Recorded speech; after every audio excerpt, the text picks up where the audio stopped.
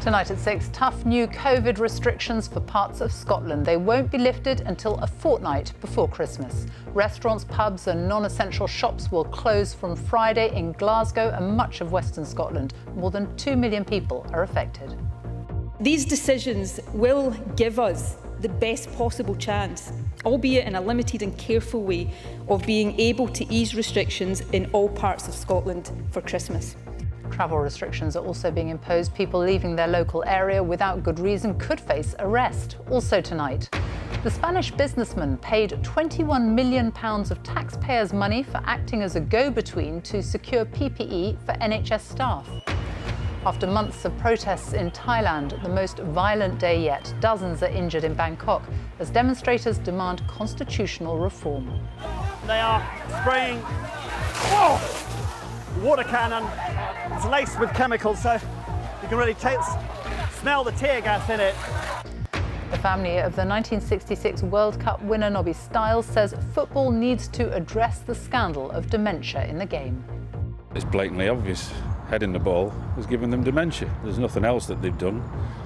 Although, again, all I hear from the football authorities is we need more studies, we need more studies.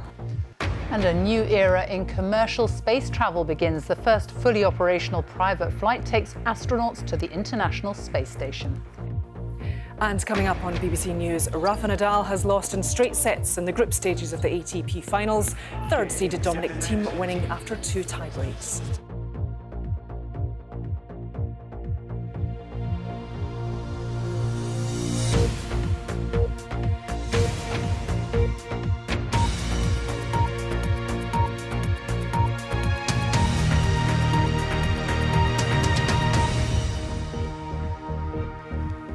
Good evening and welcome to the BBC News at 6. Large parts of Scotland are being put into effective lockdown from Friday until just 2 weeks before Christmas to try to reverse worryingly high infection rates.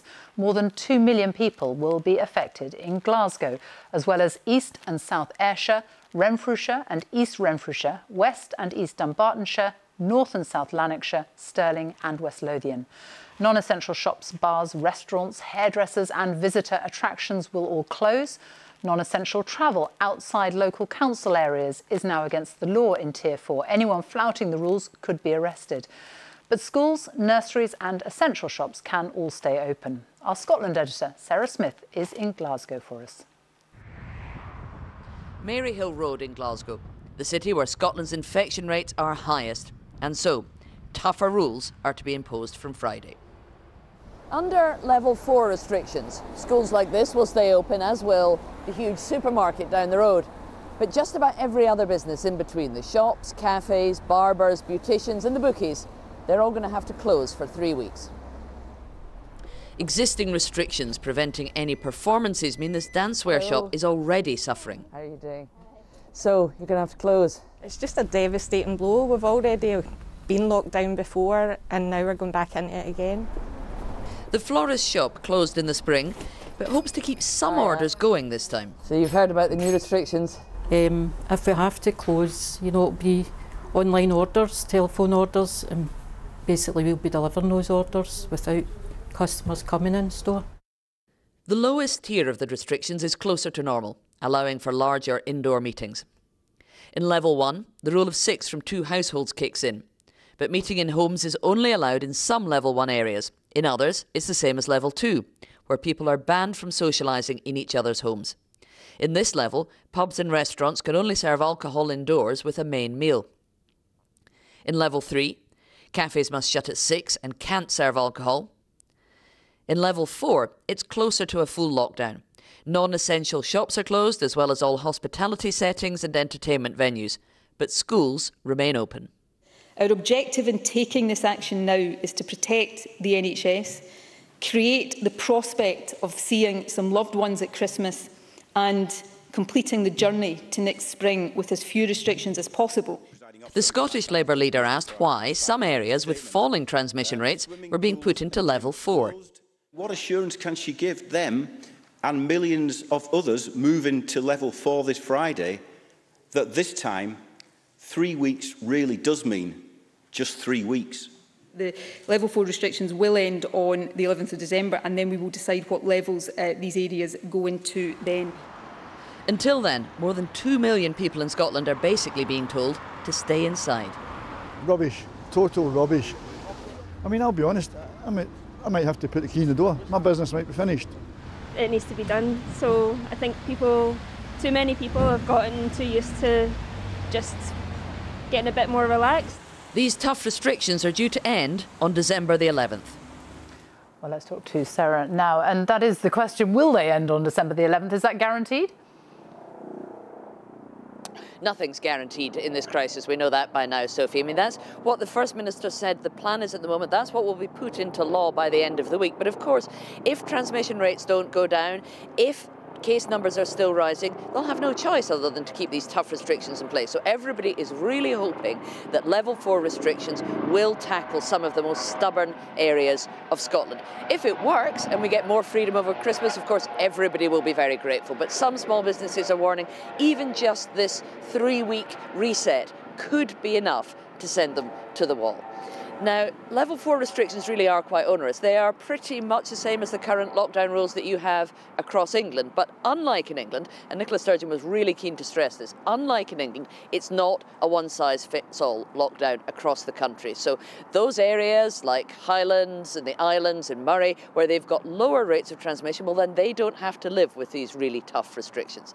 But if you've got different rules in different parts of the country, then that could cause problems. That's why the Scottish Government are going to make it illegal to travel outside your local council area. They're going to put that into law by the end of the week. And so you're not only allowed out of your house for essential reasons, and you're not allowed outside your local authority area for any reasons unless it is absolutely essential. And that's to try and stop people in areas of high infection spreading it to ones of low infection. Sarah Smith, thank you. A Spanish businessman who acted as a go-between to secure protective garments for NHS staff in the coronavirus pandemic was paid £21 million of taxpayers' money. The consultant had been in line for millions more, according to court documents in Florida seen by BBC News. As our special correspondent Lucy Manning reports, the legal papers also reveal the American supplier of the PPE called the deals lucrative. Designer jewellery from a Miami company is some way from the UK's struggle to get protective equipment. But the owner of m000pk0b moved from pendants to PPE during the COVID crisis, winning UK contracts worth hundreds of millions of pounds. The owner, Michael Sager, says he had business connections in China, and court documents from America show just how lucrative his new venture has been. Not just for him, but the man he paid to help him, a Spaniard called Gabriel Gonzalez Anderson. The two men fell out, prompting a court case in Miami. The legal documents open the lid on just how British taxpayers' money was being spent. Gabriel Anderson was, the court documents make clear, to help with product sourcing, logistics and quality control. The contract says that when the Department for Health and Social Care got the PPE, Anderson would then be paid what is described as a consulting fee. By June, Sager had successfully delivered 2 PPE shipments to the UK. For helping with that, Gabriel Anderson was paid a consulting fee of $28 million. That's about £21 million. The court documents say Sager's contracts with the government were lucrative, and Mr. Anderson did very well from them. The UK put in more orders. There were 3 more contracts agreed, which would yield yet more money for the subcontractor Gabriel Anderson. A deal for 1 million boxes of gloves. The consulting fee was more than $1.5 million. For another contract for 3 million boxes of gloves, the fee was more than $3.5 million. And a final contract for 10 million gowns for the UK government, and Anderson would get $16 million. But it's claimed Anderson didn't fulfil his role in these contracts, and it led to delays delivering the PPE to NHS staff. The campaign group, the Good Law Project, is planning to challenge the government in court over the deal. I don't blame Sager for making these vast profits. If government is handing out free money, then by all means stand in line. The real criticism that's to be made here is of the huge profits that government allowed to be generated.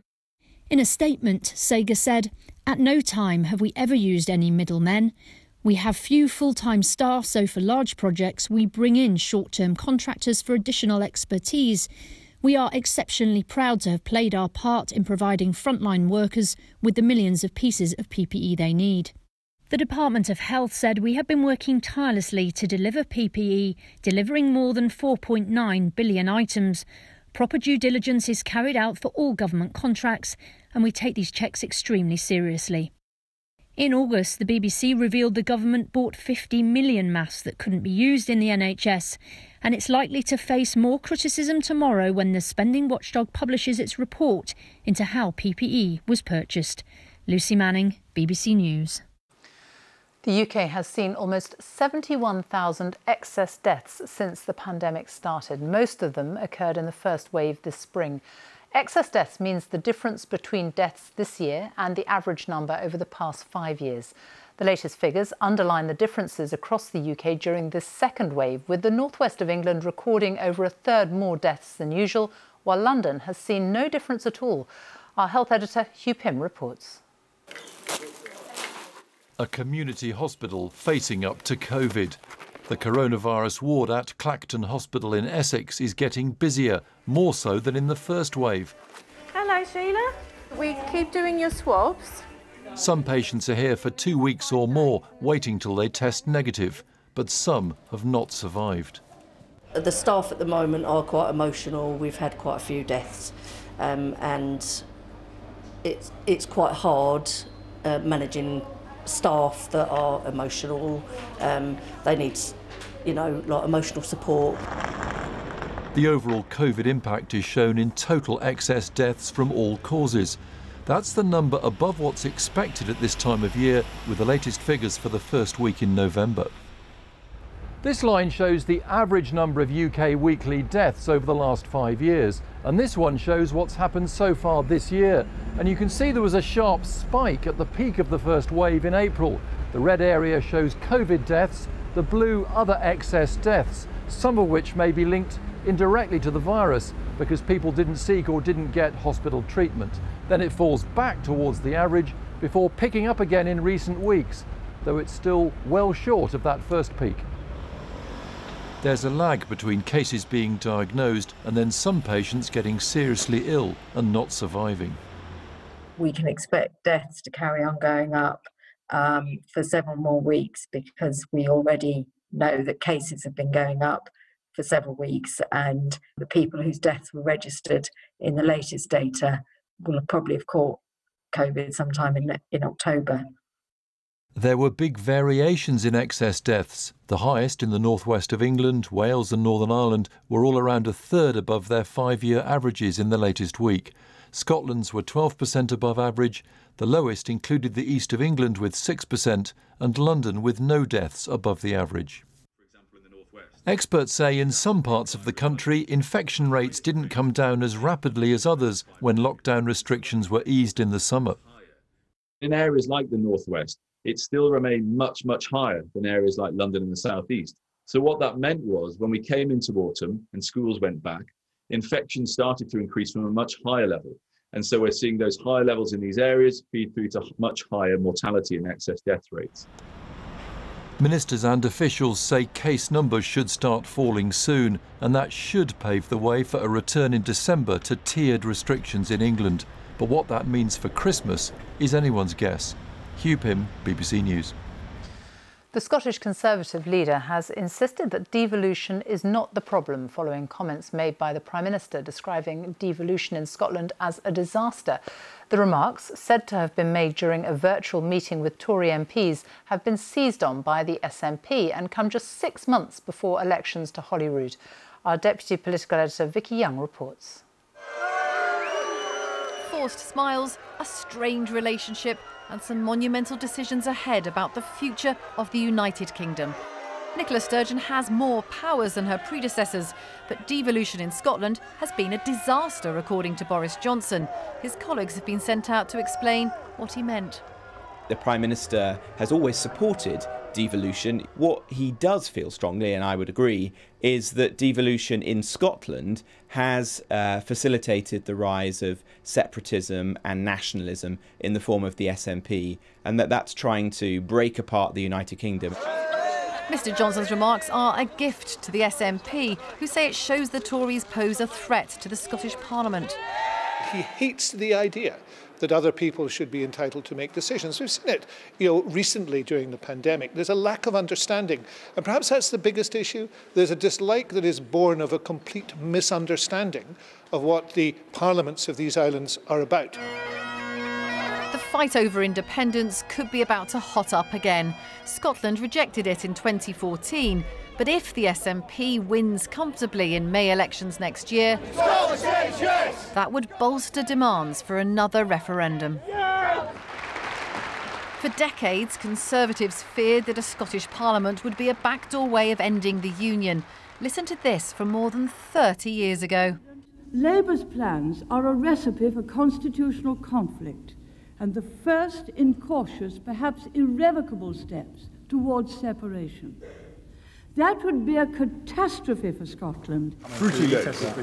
But times have changed. A new generation of Scottish Conservatives have embraced devolution and don't want Mr Johnson undermining their approach. The Conservative manifesto at the election in 2019, just a year ago, focused on devolution and ensuring that we strengthen devolution right across the country. And I think that's exactly where we should focus our efforts on. Over the years, many Conservatives have warned that devolution would undermine the Union, loosening the ties between nations rather than strengthening them. But Boris Johnson saying it's been a disaster makes it sound like he doesn't think Scottish people should have a say over matters that affect them. And that's certainly not the message you want out there if you're trying to make a positive case for Scotland to stay in the United Kingdom. Recent polls in Scotland suggest a rise in support for independence. Boris Johnson's MPs want him to concentrate on getting that message right. Vicky Young, BBC News, Westminster. The time is just after 6:15. Our top story this evening. Tough new coronavirus restrictions are imposed on more than 2 million people in parts of Scotland. And still to come, the NASA SpaceX mission and the end of a 27-hour taxi ride to space. Coming up on Sports Day on BBC News, claims of systematic racism within the English Cricket Board have led to former professionals to call for an inquiry. The ECB say their umpires don't reflect the diverse organisation they're determined to be.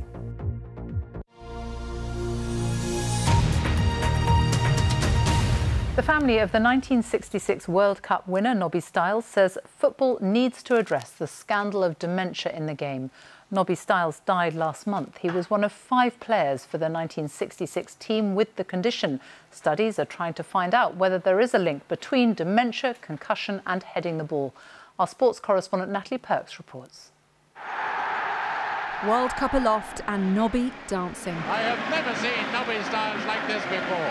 It's one of the most endearing images in English football. We're proud of him as a man and the father that he was. John's father Nobby was laid to rest last week. His final years spent battling dementia.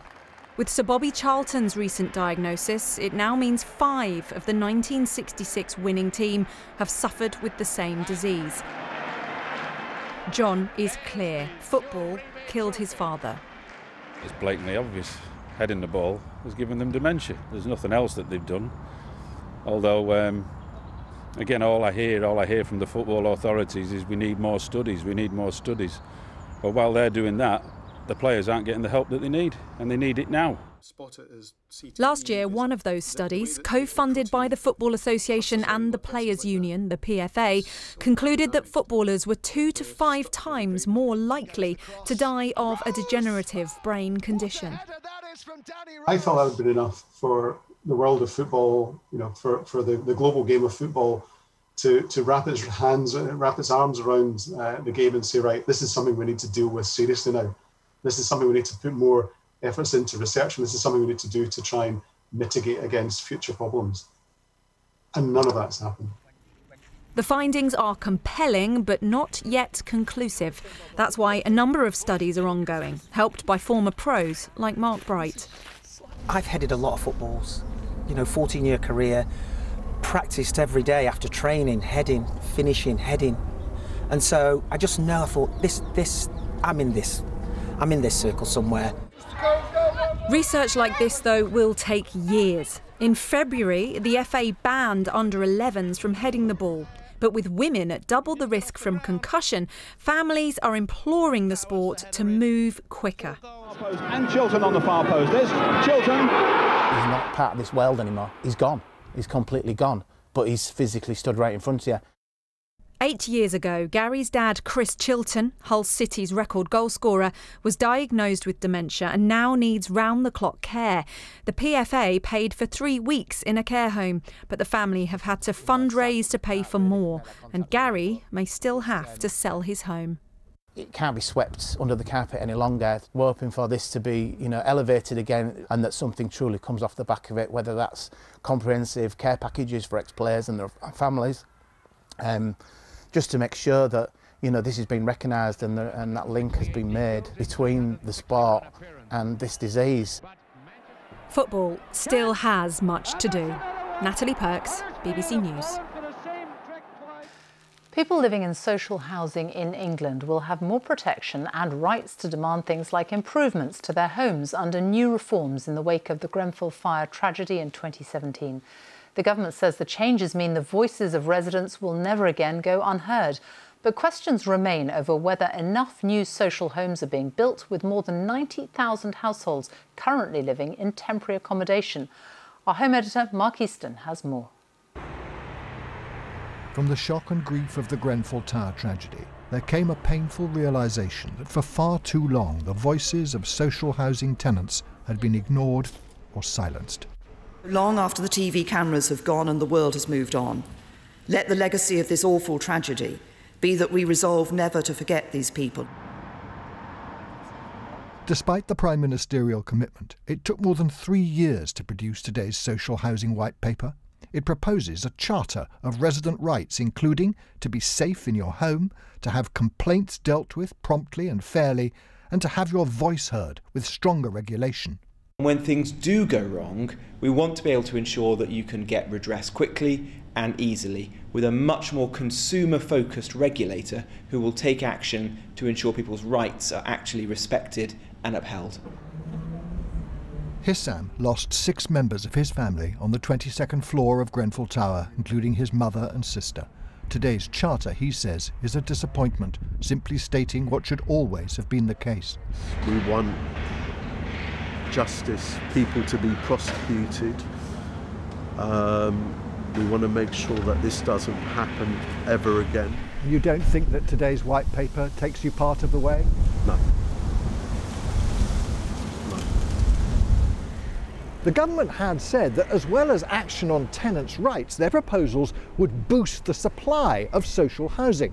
But actually, there is no firm commitment in the document, despite a growing and desperate need. In the summer, a senior committee of MPs told the government England needed 90,000 net additional social homes every year. For the last 5 years, there have been fewer than 10,000. The most recent annual figures show 6,300 were added, while 19,300 were sold off under right to buy.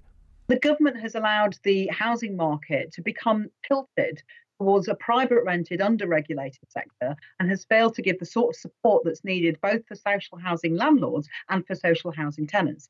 So here we are today with a white paper that promises better rights for social housing tenants, but does nothing about supply.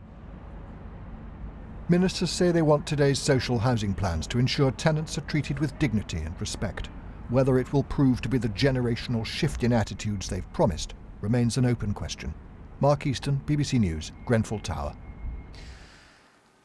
Dozens of protesters have been injured in Bangkok during demonstrations calling for reform to the constitution. Police used water cannon and tear gas on what was the most violent day after months of protests. Jonathan Head reports from Bangkok. At a barricade by Thailand's parliament, police battling some very determined demonstrators. They've been coming out time after time for months. A student-led campaign to transform the country's political system. even demanding changes to the monarchy, once beyond criticism here. Well, these protesters are now trying to pull away at this concrete barricade to make a way through.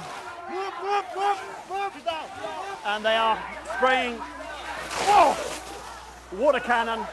It's laced with chemicals, so you can really smell the tear gas in it. And these protesters want to get through to Parliament because that's where the reforms they're demanding are supposed to be discussed. They're worried that in Parliament dominated by the military-backed party, their reforms are just going to be swept aside. That's why they're staying put. And you can see how determined they are. Next came volleys of tear gas. It was too much for some. But they wouldn't give up. Thailand is in the grip of an epic struggle, pitting a younger generation demanding more freedom, more accountability, against a military-backed state which is offering them few concessions. Jonathan Head, BBC News, Bangkok. France has become the first country in Europe to register more than 2 million cases of coronavirus. Only the US, India and Brazil have recorded more. France will remain under a national lockdown until at least the 1st of December. Its health minister, Olivier Véran, says the spread of the virus has slowed down, but it is still circulating widely. The peer, Lord Ahmed of Rotherham, has announced his retirement after seeing a highly critical report about his conduct, which has been published by the House of Lords. The Conduct Committee found that the 63-year-old had sexually exploited a vulnerable woman. She went public with her complaint, which he denied, but it's been largely upheld. Now, the BBC understands that the former Labour leader, Jeremy Corbyn, has been reinstated into the party. He was suspended when he suggested the scale of anti-Semitism in the Labour Party had been exaggerated. Our political correspondent Ian Watson is in Westminster. This is breaking news. What more can you tell us? That's right. Basically, a panel of Labour's ruling National Executive was meeting all afternoon to discuss Jeremy Corbyn's case. Now, as you say, when this controversial report into anti-Semitism in the Labour Party, the Equality and Human Rights Commission's damning report came out, Jeremy Corbyn's response was to say that political opponents had dramatically overstated the scale of anti-Semitism. That got him suspended from the Labour Party, and Keir Starmer, the current leader, said that anybody who suggested the problem was exaggerated were themselves part of the problem. Now, this disciplinary panel has been meeting this afternoon, and they have concluded that Jeremy Corbyn should be reinstated to party membership. Now, that happened because Jeremy Corbyn clarified his comments and said he wasn't saying that concerns about anti-Semitism were being exaggerated. He wasn't trying to belittle those concerns. What he was simply saying is that the vast majority of Labour members were deeply opposed to anti-Semitism. And it looks as though that clarification has brought him back into the Labour Party, but the decision has been criticised by the British Board of Deputies of British Jews, who've said that his clarification is a pathetic non-apology. Ian Watson with the latest there. Thank you. A private spacecraft built and operated by SpaceX has docked at the International Space Station. It's the first time that a fully operational private craft has transported astronauts from Earth to the station. The 4 astronauts, 3 from the US and 1 from Japan, will be spending the next 6 months there. Our science correspondent Victoria Gill reports. Let us know when your review is complete and you are ready for docking. Dragon SpaceX, soft capture confirmed. Docking sequence is complete. Welcome to the ISS, Resilience. The end of a 27-hour taxi ride to space. And there they are, first across the hatch, Mike Hopkins. And here's Victor Glover. For the first time, 4 astronauts have arrived for their mission on the International Space Station aboard a commercial spacecraft. NASA's Michael Hopkins, Victor Glover and Shannon Walker and the Japanese Space Agency astronaut Soichi Noguchi will spend about 6 months living and working on the space station. It was an amazing ride. I can't tell you how excited we were when that rocket lifted off the pad, and then the last 27 hours has gone really smooth, actually. 3, 2, 1, 0. Ignition. Sunday night's SpaceX launch marked a new era for NASA, one in which it buys seats for its astronauts from a private aerospace company. It's a move the US Space Agency says will save it billions of dollars that it can invest in future missions to the Moon and Mars. Why is this flight such a big moment for space exploration? Well, it's really exciting times, and companies like SpaceX, who are reusing so many parts of their rocket, the first stage boosters, the nose fairings, all being captured, is really pushing what we can do with technology to the limits, but it's bringing down the cost of access to space. For this crew, when their mission is done in 2021, their private space taxi will be waiting to bring them home. Victoria Gill, BBC News. Time for the weather with Stav now. Thanks very much, Sophie. Good evening to you. It was a very mild day out there. We saw really leaden grey skies, though, across the whole country. Limited spells of brightness. That's because we're drawing up this warm, moist air from the southwest. It's been very wet, though, across the northwest of Scotland here. The rain has just been piling in. We've seen around 80 millimetres of rain across the southwest Highlands, and there is more rain to come, so localised flooding a problem. Just some spots of light rain and drizzle across western hills of Wales and England too. Now, as we head through the course of the night, most places will stay largely dry. A few clear spells, but generally cloudy, breezy, very mild. Stays wet, though, for the west of Scotland and also across northern Scotland into the Northern Isles. Some rain starting to get into western parts of Northern Ireland too. Look at those temperatures, very mild for the time of year. So this is the pressure chart for Wednesday. We've got an area of low pressure to the northwest of the UK, a cold front slowly spreading its way eastwards through the day. It starts off dry, perhaps a little bit of brightness, very mild across the east of England, but soon the rain will reach here later on in the day. Behind it, the skies tend to brighten up across Scotland, Northern Ireland, Western England and Wales, but it'll be colder here and there will be some blustery showers, but still the mild air holds on across the southeast until that weather front clears through. And it will do, and that'll allow cold air to advance southwards right across the country during Wednesday night and into Thursday, but it'll be a brief cold snap. Bridge of high pressure builds in from the west, as you can see there, and that's going to settle things down. So although it's going to be a chilly day for all areas, there will be quite a bit of sunshine around. Then it turns mild, wet and windy again as we head on into Friday. See you later. Thank you. And that's it from us. Goodbye.